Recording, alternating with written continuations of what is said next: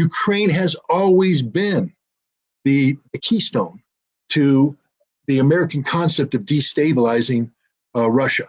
Ukraine has been the keystone. And you know what? You reap the wind, or you sow the wind, you reap the whirlwind. And we're reaping the whirlwind right now because Russia didn't take the bait, they reversed the bait. I mean, everything Russia is doing right now is a clear indication, at least from my assessment, that they have recognized this trap for years.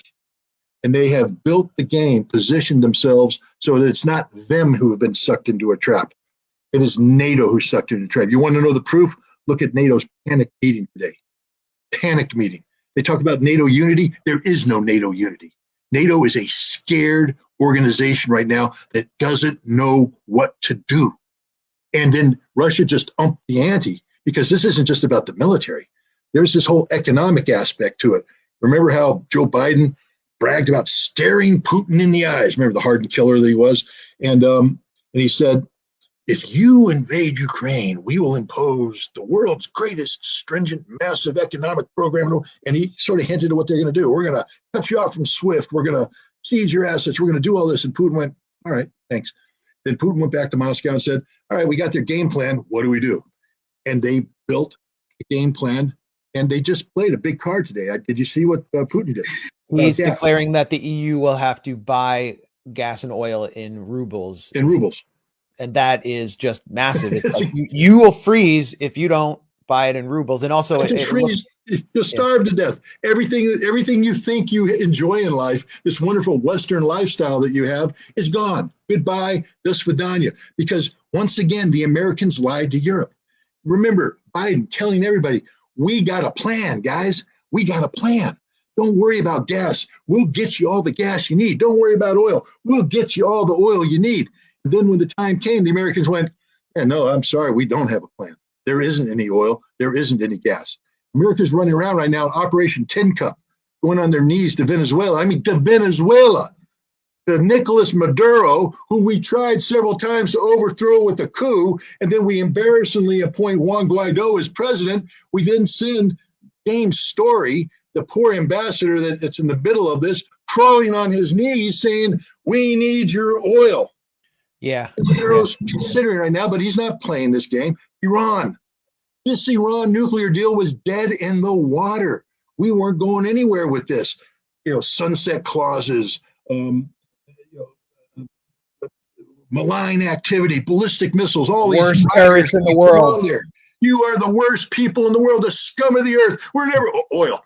Yeah, boys, let's lock this deal down. We're in. Yeah.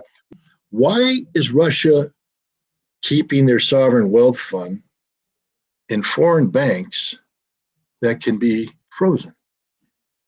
Isn't this a little too, I mean, in the military, they teach you, if everything's going the way you think it's supposed to go, it's an ambush. Stop. Because nothing's supposed to be easy. If the Russians have made it this easy, there's a problem. You will now buy everything in Russian rubles. Game over. It's literally game over because the U.S. doesn't have a plan B. We don't have people who went, hey, we were expecting that move, and here's our counter move. I think history is going to show that Russia didn't weaponize anything. The West weaponized energy. And all Russia's done is play that game. They didn't start this fight, but they're going to finish this fight. And Russia will say, you've defaulted, and we now are shutting off the gas, not because we want to shut it off, but because you're not paying. And then as imminent as the German chancellor has noted, imminent economic collapse, or we got to go and we got to crawl to the Russian market and we got to start buying rubles so we can pay for gas. And in doing so, we empower the ruble. I mean, just take a look at what the ruble's doing today.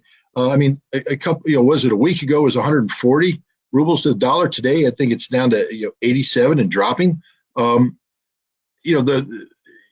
this rate, I'm going to have my relatives send me rubles instead of me sending them dollars. The ruble is going to be worth so much. But this is a lose-lose proposition for Europe. And in the end, they're going to pick the loss that causes sanctions to collapse because no politician willingly commits political suicide.